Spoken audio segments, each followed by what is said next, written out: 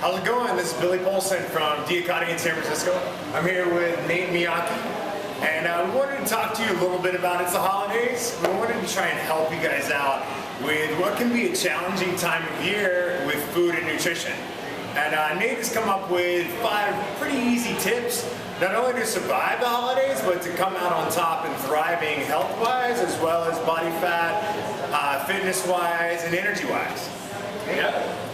So I recently wrote an article, and it was giving people some holiday eating tips, and basically overall diet tips actually, and then applied to the holidays. So most of the advice we get can work for athletes, and it doesn't end up being a functional plan for most people outside of that realm. So most of what we hear is we eat 6 small meals a day and try to starve at night, and that sucks.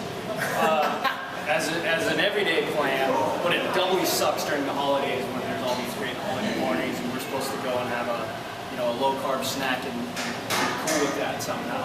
Definitely. Yeah. So basically, my overall advice in terms of eating structure is actually completely opposite to that. Now, a lot of research has come out that as long as you control for food choices and total calories, you can break up the food any way you want and get similar results. So I basically looked at paleo nutrition or caveman type dieting and said, looking at our evolutionary past, I said, how did we eat for most of our existence?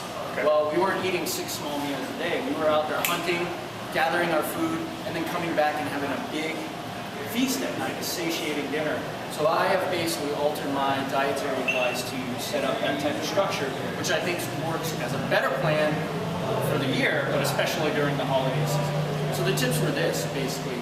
1, don't try to starve yourself at night, because what's going to happen is you're going to do it, it's going to work a day or 2, and then you're going to end up probably binging on pies and holiday food. Totally, right? good stuff. So most of us have always heard the biggest meal in the morning, and you're saying kind of the opposite, right? Completely opposite. You basically, again, if you control for calories and food choices, you can break your food up any way you want and get similar results. So what's an easier plan to stick to? Well, instinctually, we all want to eat big at night. That's why a lot of that, eat earlier in the day, cutting calories at night, doesn't work for most people. Because instinctually, it's not what we're meant to do. Socially, it's not what we're meant to do. Right, and again, during the holidays, that's important. Because most of the parties, most of the events are at night. Right. So save your calories for, if you're going to use them at the night. And a lot of this sounds kind of fad diet issue, but there's a lot of science behind it in terms of, if you eat lighter during the day, while you're out there, energy production mode, hunting, training maybe, you're optimizing your body's ability to burn fat, to burn stored energy reserves. And then when you come home and have that feast, by eating lighter during the day and in training, you can improve insulin sensitivity, nutrient partitioning to muscle cells. You just get better fat burning during the day, better muscle growth at night. So the diet advice was basically this. Don't try to starve at night. That's number 1. Number 2 is instead eat lighter during the day. Paleo style lunch, maybe have some proteins, some vegetables, a piece of whole food, maybe some whole food fats like nuts. Basically a paleo style meal, caveman style meal.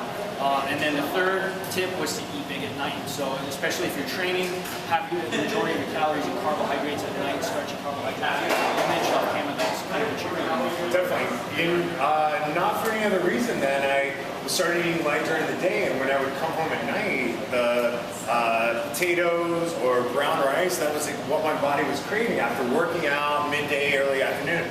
And I was asking Nate, does it make sense? Is that why my body's craving it? Because it needs that. Right, because you're entering dinner. If you've eaten lighter during the day, you're entering dinner with relatively depleted energy reserves in a pretty big calorie deficit. So even a large meal with a significant amount of carbohydrates is not going to store it as fat. It's first going to get stored as liver glycogen, then muscle glycogen, before it ever has a chance of being stored as body fat. So there's these myths that if you eat big at night, it's going to make you fat. Well, you have to look at the diet as a whole. If you're eating big during the day and small meals during the day, and then eating a big dinner, well, you're going to overshoot your calories and gain fat.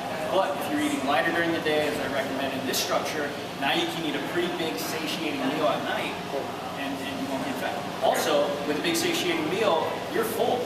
You're a lot less likely to cheat on sugary dessert foods if you've just eaten a big chicken breast and some brown rice and some vegetables, and you're full and you're satiated, you're a lot less likely to binge on junk food. You're trying to starve. That's most of us do, whether it's the holidays or not, sitting at home on the couch at night, that's when you're going to sit bored, start craving stuff that's just sitting like 2 steps away in the fridge. Yeah, exactly. And then the final tip was all about sustainability. So I get that you're not gonna. There's gonna be certain nights where you're out, holiday parties, Christmas. You don't want to worry about your diet. And you shouldn't have to if you're eating good the majority of the time. So my recommendation is strategic cheats. So you can't eat crap every night and expect to lose weight and be healthy. But what you do once in a while is not going to have that detrimental effect if you're good the rest of the time. So what I do during the holiday season, and I know certain holiday parties where like Billy's going to be paying for everything, that's a cheat night for me because I'm going to take advantage of that. Top shelf alcohol, whatever I want, right? That's a cheat night for me. But you know, if I'm at a friend's house and he's got some bean dip, I'm probably just going to eat my regular diet. Exactly. So plan those days out, you know, once a week, Christmas, holiday parties. You're going to have some nights where you don't want to worry about your diet, and I think that's great. You shouldn't have to. It's all about lifestyle.